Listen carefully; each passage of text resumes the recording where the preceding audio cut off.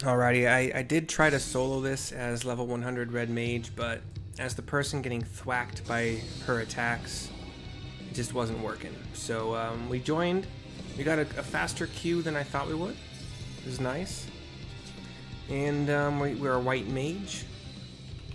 We know now the hardest thing to dodge is the one where you have to stand behind her, as the easiest spot to dodge the cones or what have you. I am Asura, and on battle I thrive.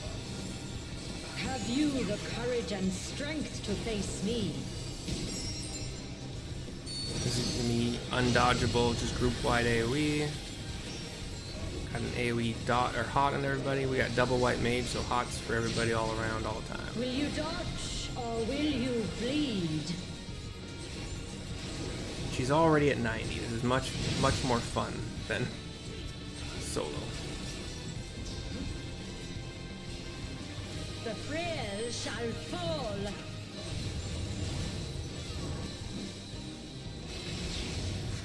Oh wow. We got double Dark Knight tanks. Interesting.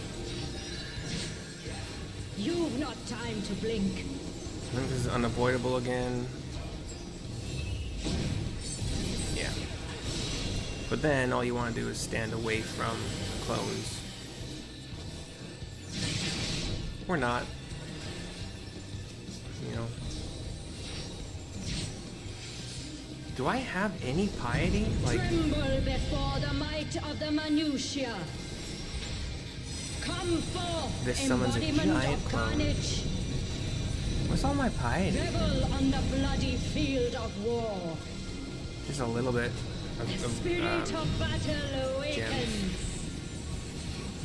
Sharp is the lesson. Alright, as I said in my attempt at solo, this is going to create a bigger explosion near this clone, so we're good standing over here.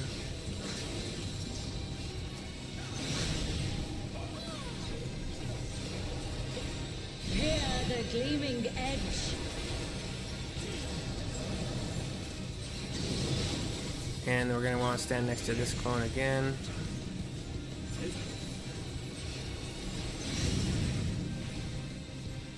So shift thumb button for me is my rescue. I gotta remember that. This one's easy to dodge. You just wanna, when this giant clone can teleport to whatever kind of random side, that's when it's harder to dodge.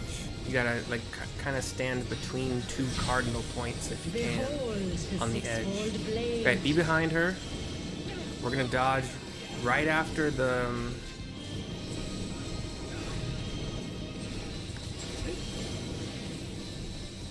so boom, boom, go, boom, go, boom, boom, go. And we're good. Did you already get rezzed? Or I don't know yet.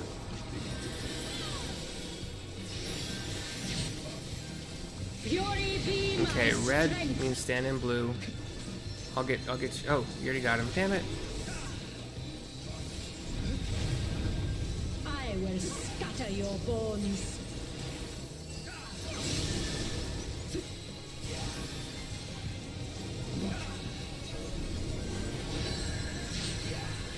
Show me your steel.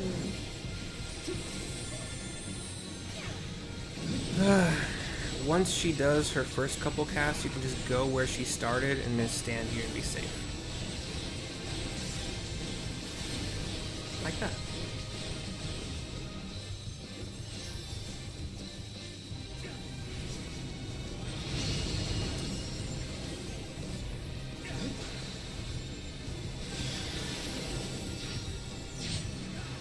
The spirit of battle awakens. Hear the gleaming edge. Okay, she's gonna teleport, so just kind of stay in the middle here for the first donut. Watch where the boss teleports the big clone. It is over here, so we'll go this way. Almost everybody dodged. Unmerciful light, shine upon you.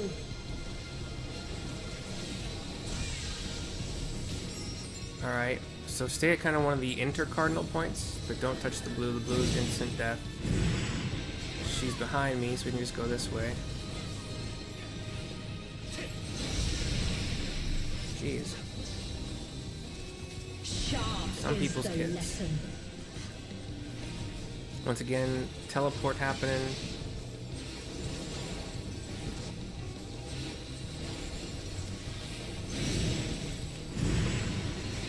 Okay, run away.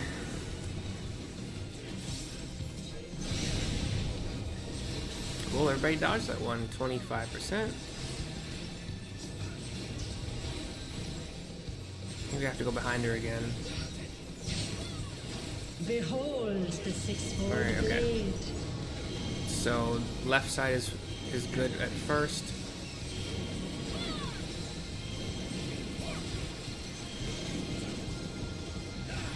So 1, 2 move, 3 move, 1, 2 move.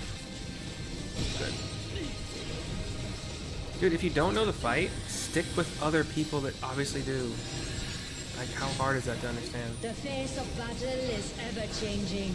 It's actually exactly why when I run dungeons, as I very often do, with guys, blue face, come on. If you don't know the fight, I will scatter your bones.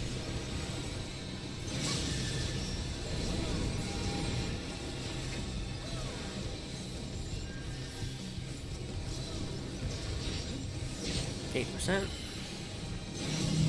Will you dodge or will you bleed?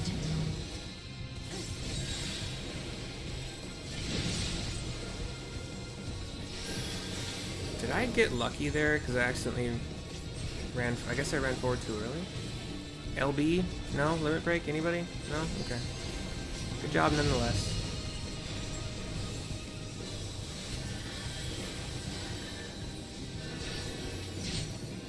You've not time to blink. There it is. Jesus. Thank you guys. Asura up in the sky a little bit. Purple dark energy explodes. She's nothing more than purple motes exploding from her. Thank you guys. Player combination, other healer, nope, can't. Bard, sure.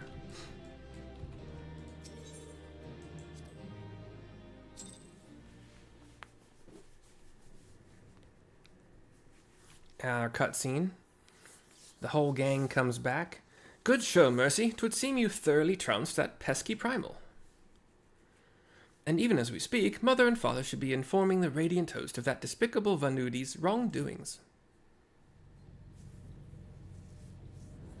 We see an airship flying over with Vanudi. The divine Asura, defeated. Turn the wheel. We flee for now. He looks off to the side and sees the flying saucer coming after him. Who is flying the starship without my permission? That treasure is mine and mine alone. You called your vessel, Master Poo-Poo? No, I did not. It's my friendship. Friendship. Friendship. It hovers. Ooh, the little like yellow bulb antenna glows on top of the ship. Shoots a beam at the airship. A couple of explosions. It falls from the sky, trailing black smoke.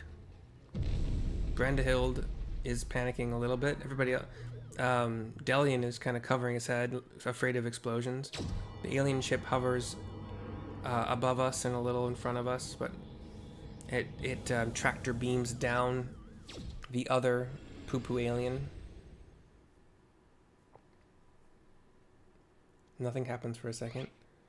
Hildy welcomes the the other alien with a couple poses, ending in the hug pose. At last, the moment of sweet reunion is at hand. I am so relieved to see you safe. Likewise, my friend. But why did you open fire on the airship? Didn't that man help you after your crash? He did, at first. He pulled me from the wreckage and saw to it that my vessel was repaired. So, in return, I replicated whatever trinket he desired and taught him the basics of starship technology, but that resolved to be a terrible error in judgment.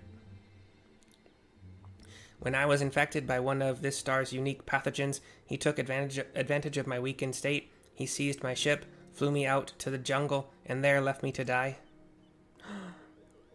Slowly, agonizingly, I was able to synthesize a cure for my affliction, and then I came back to reclaim my property. This experience has led me to conclude that the dominant sentient life forms here are dull-witted, cruel, and entirely unsuited to peaceful cohabitation. Poo-Poo looks down. We must launch a full-scale invasion. It is the only way to guarantee our survival, says his friend. No, they are not all like that. These ones have been nothing but kind to me. Shock from all of us at the domination thing. Oh yes, they're all smiles until they laser you in the back. We have to strike first before they show their true colors. And he beams himself back up. And the ship flies higher. The disintegration ray charging up, firing one like bullet. Poo-Poo's ship comes in, fires a bolt to stop the other ship, fires another bolt to knock the other ship back, and then it's starting to malfunction, shooting a bunch of disintegration bolts like rapid fire in random patterns, spinning around. Rights itself, seems to have repaired itself, is glowing red and a pulsing red now. The ship's reactor core has been breached. If it explodes, everyone in the vicinity will be atomized, and we're all in the vicinity. Shock from all of us. Brandahild rushes forward a little bit. Black screen. Brandahild sits in his fake chair, sipping his fake tea. Calculations all around him again on a black cylinder kind of screen. Gets a question mark this time, though. Think, damn it, think. If I'm to stop the explosion, I need to traverse the considerable distance to the starship, but I can conceive of no logical solution. He's got his hands next to his head, panicked about it. Hildy is behind him in his thinking space, puts a hand on his shoulder, smiles. The both of them nod to each other. Now they face away from each other. They both start posing. Doodles, different poses, calculations, different, all of them. We get 2 exclamation points. One was kind of curved over Hildy's head, but it still works. Brandahild kind of stumbles because he can't hold his poses as well. Hildy turns to Brandy. Inspector Brandahild, you must employ my father's mighty moves to propel me to the vessel. I too have calculated that Lord Godbert's signature techniques are our only means of achieving sufficient propulsion, yet there is a flaw in your proposal. I lack the strength to properly perform the throw, and I've no time to teach you the starship's controls. Inspector Hildebrand, it is you who must fling me. Hildy's like, no, but why? But smiles. They nod to each other. We're back in the present.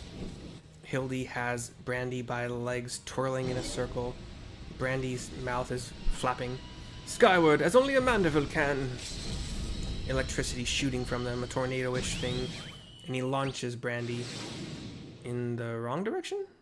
Yes, in the wrong direction. He's posed now. I lost my grip. Brandy's flying off entirely the wrong direction. Black screen again, thinking, calculations, exclamation point.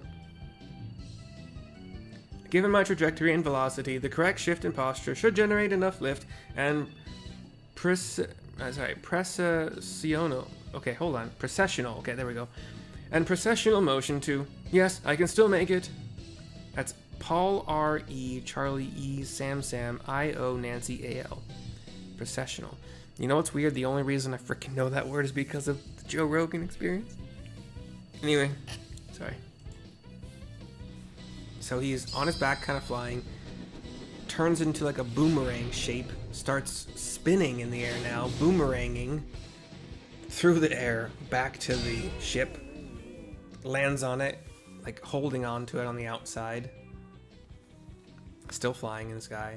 Cheers, fist pumps, jumps for joy from us onlookers. He sees the buttons underneath the ship. Starts pressing buttons. Poo-Poo's friend gets ejected with balloons to like slow his descent. Presses a few buttons in sequence. Seems to maybe have gotten it wrong. Presses other buttons in sequence. Seems to have maybe gotten it wrong again. The ship is starting to like kind of jolt around, bounce around. 'Tis too late. The reactor is going critical. There's only one way to save the day. Oh, this is how they do it. Hildy's on the ground, panicked. Nashu's panicked. Delian just has his hands over his head, kind of hunched over, panicking as well. Brandy pushes 3 more buttons. They light up. They move out into a hexagonal pattern, exposing another button. He slams on that button. Propulsion underneath the ship shoots it into the sky. Brandy riding it. Inspector Brandehild. Our brief time together was more than any detective clone could ask for. Sorry, defective clone. Be well, my friends. He rides it up into the blue sky. Big explosion. Shockwaves of blue and ether and whatnot. Poo-Poo's friend is on the ground, knocked out. Is this case closed for Inspector Brandehild?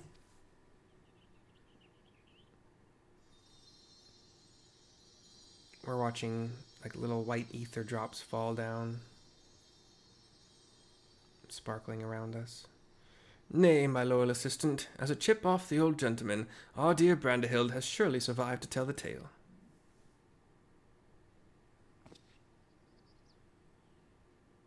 We shall see him again, mark my words. Nashu gives a little cheer. Shrug from Delian. Our cutscene transitions to all of the bad guys handcuffed in various positions, sitting, standing, laying, whatever. Godbert and Julian have joined us, and the 2 aliens are... You rescued me, even though I tried to incinerate you with high-intensity plasma blasts, says Poo-Poo's friend. Even at the cost of one of your own. If only I could make amends and earn your forgiveness, but alas. Hildy kneels in front of him. There is naught to forgive. With his blocky constitution, Inspector Brandehild will be just fine, I assure you. As a friend of Master Poo-Poo, you are a friend of ours. And what are a few minor plasma burns among friends, eh? The Poo-Poo friend's still looking down, ashamed. Our home planet, it was lost to the phenomenon you call the final days. We survived only because we were away exploring the cosmos at the time, says Poo-Poo. Our explorations, which had heretofore served no purpose but curiosity, shifted to a search for safe haven. We visited countless stars, but all had succumbed to the same insidious ruin as our own. Growing desperate, we decided to settle on any suitable refuge we could find, whether it was populated or not. If the native beings were hospitable, we would live peacefully alongside them. If not, then we were prepared to claim a new home by force, says his friend. So it was that I arrived at your miraculous planet. Lulled by the apparent absence of metaphysical chaos, I blundered into a mundane war zone where I was promptly shot out of the sky. The rest you already know. Having fallen behind during our search, I hurried here when my communications received no answer. That was when I met you, Inspector Hildebrand, says Poo-Poo.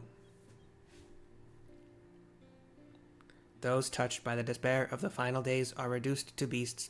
Given our savage willingness to invade your star, it would seem that, in a sense, we fell prey to that despair after all, says his friend. Fortunately, my encounter with you generous people brought me to my senses, an outcome for which I am profoundly grateful.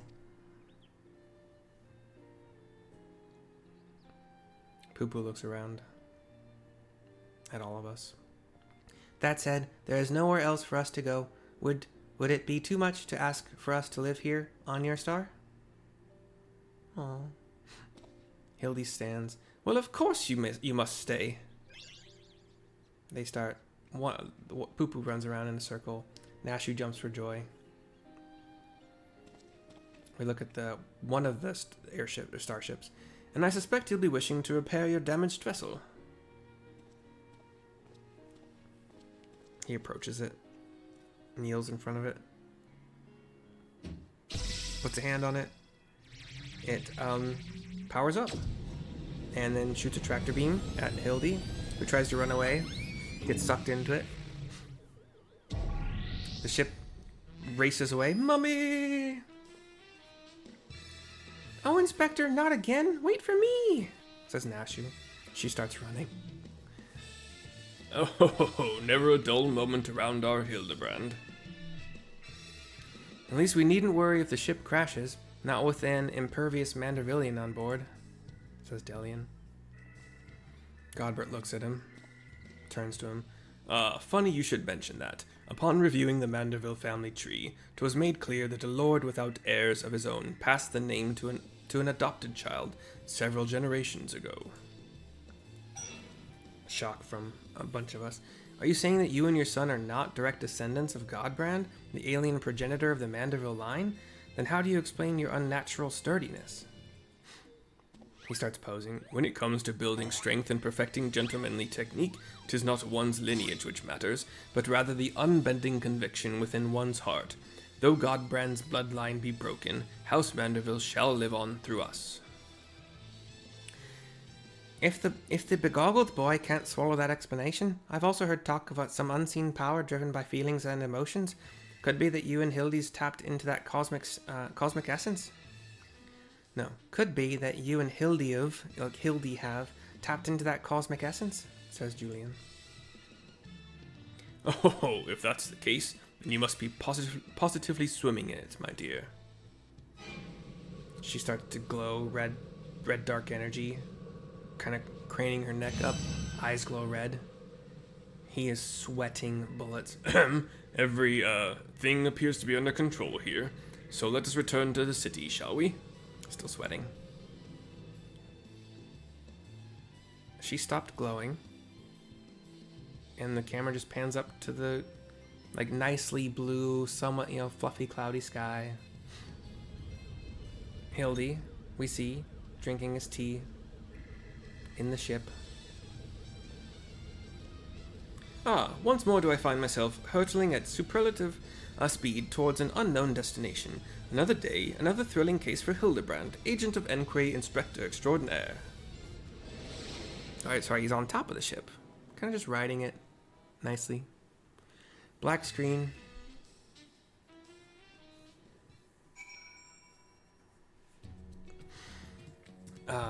Let's just stay white mage for now. Why not? Doesn't matter. We talk to Delian to finish this quest. We get another cutscene. Godbert, Julian, Poo-Poo, and Poo-Poo's friend join us. Thanks to an enlightening conversation with Master Poo-Poo on the way back, I believe I have the answers required to proceed with our weaponsmithing project. You needn't neglect your other commitments, of course, but I would welcome your continued cooperation. And with that, I bid you good day. Thank you all for looking out for our beloved son. I'm sure him and the blocky lad will be back for more cases before you know it.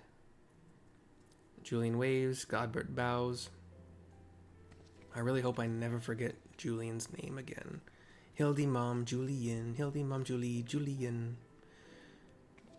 You've gone above and beyond for us, Mercy, so I'd like you to have the one replicated starship we made. It doesn't have the duplication facility or other such technology on board, but it will carry you through the skies. Use this key to call it whenever you wish. I got the UFO mount? Awesome. As for the two of us, we've decided to get to know our new home better by embarking on a journey of exploration.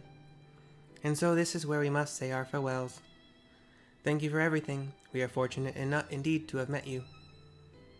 They both give the little wiggle arm waves, turn around, run off with their arms flailing up in a V. It seems Poo-Poo wasn't planning an invasion after all. He even tried to stop his friend from launching an attack, says Delian. I'm calling an end to this investigation, Mercy. Your unfailing support during this entire ordeal has been most appreciated. Thanks to you, I was able to observe the inner workings of Charlian and even traveled to the surface of the moon in search of the truth.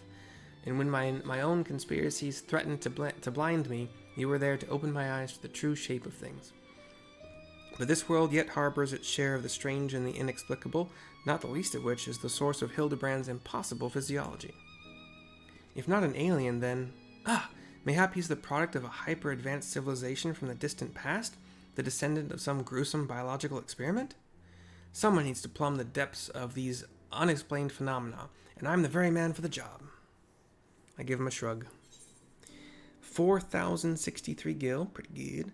A UFO identification key for our mount, and a gentleman to walk with me orchestration role.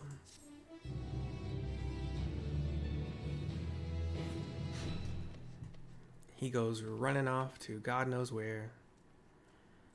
Camera pans just kind of around the aetheryte room. Black screen. We got like the comic book kind of looking Hildebrand thing. Faces. Hildebrand written in a weird thing. Alien blood never flowed in their veins. Their source of strength an enigma remains.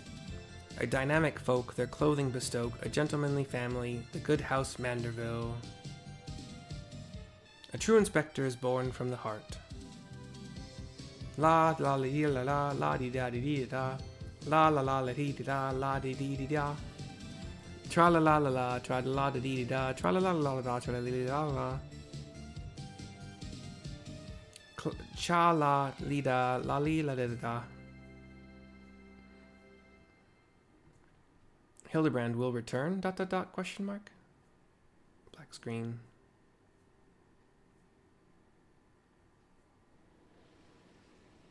And we see the moon over Thavnair. Here's a gibbous. We see a fire in a tent. And I think the creepy Lalafell doing squats. Yeah. Kind of practicing his hand to hand. Doing some running. Obstacle course around barrels, doing sit-ups, crunches, whatever, doing push-ups with a rock on his back, training.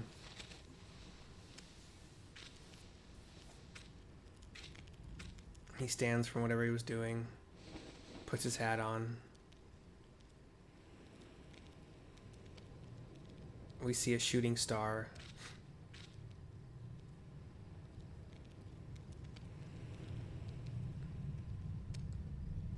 He's got a weird look on his face, and a look of panic as it seems to be shooting over him. Okay, it was like a meteor kind of coming from space and landing.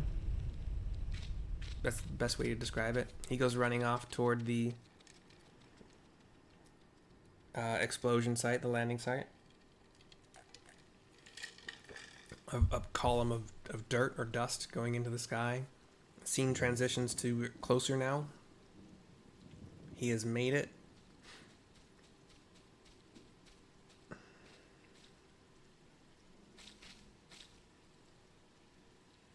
He's a little scared, but so he takes out one of his branches with the leaves on it that he's been using for hiding.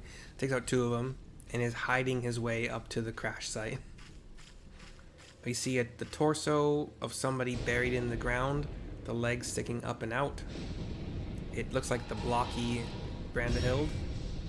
But the Lalafell gets a panicked look on his face. The Brandahild seems to be pulling himself out.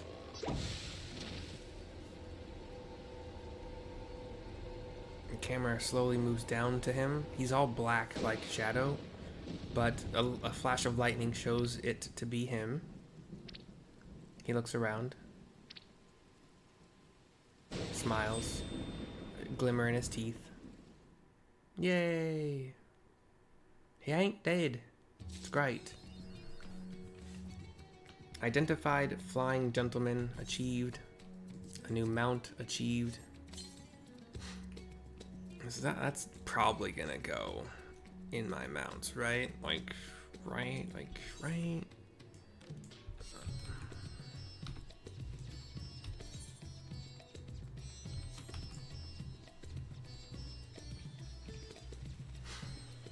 We're gonna go check out the mount super quick, and then I'll actually teleport to the inn room of Gridania, so we can actually hear the orchestration roll. I believe that's how it works. I've never actually done that before. I have checked it out a little bit. We'll see if that works the way I think it does. Mount guide. UFO. So we get the UFO, and we are kind of like arched back, being carried by the UFO in a tractor beam. I am adding that to my favorites. Yes, please. So it'll be in the rotation with all the rest of these guys. I don't really care. Some of these I don't care about enough. I should probably get rid of them, but like take them out of my favorites is what I mean by that. Alpaca is always staying. Land Shark, always staying. Argos, staying. The Black Chocobo's cool. Regular Chocobo's cool. The Horsies are cool. I got so many different wolves. Ruby Quiver. I don't remember what that one is.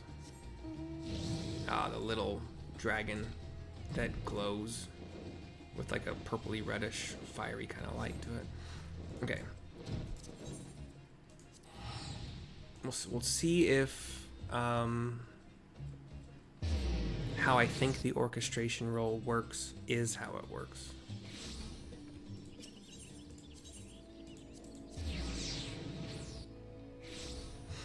Victorious.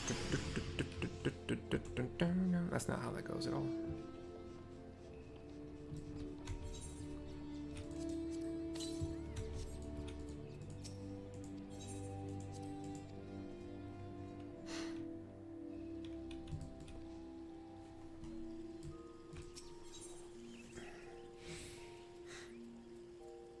Oh.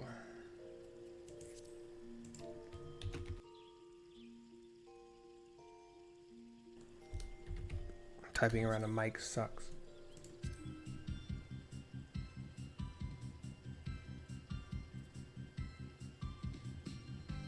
So that's the A Gentleman to Walk With Me music. I think that's what was playing at the end of those things where they were all like running across the screen, and various scenes from the quest or previous quest kind of flashed on the screen too.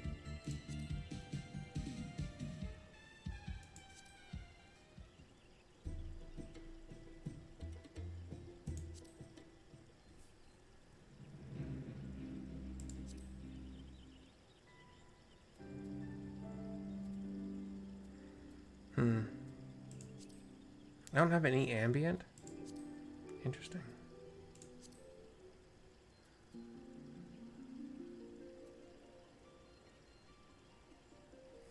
I like this one. Cool. Well, Wind Up Poo Poo and myself, thank you for watching. Actually, we can do this on the bed, I think. Hold on. We hope you have enjoyed. We will see you next time. I'm probably not gonna. I'm not recording anymore tonight, but yeah. Thank you for watching. 2 days from now I'll start recording. They're probably in Tuliolal. That's probably where they start the level 100 quest. But anyway, hope you enjoyed. Bye bye for now. Wave bye bye poo poo. No. Yeah, there it is. Toot toot. Bye.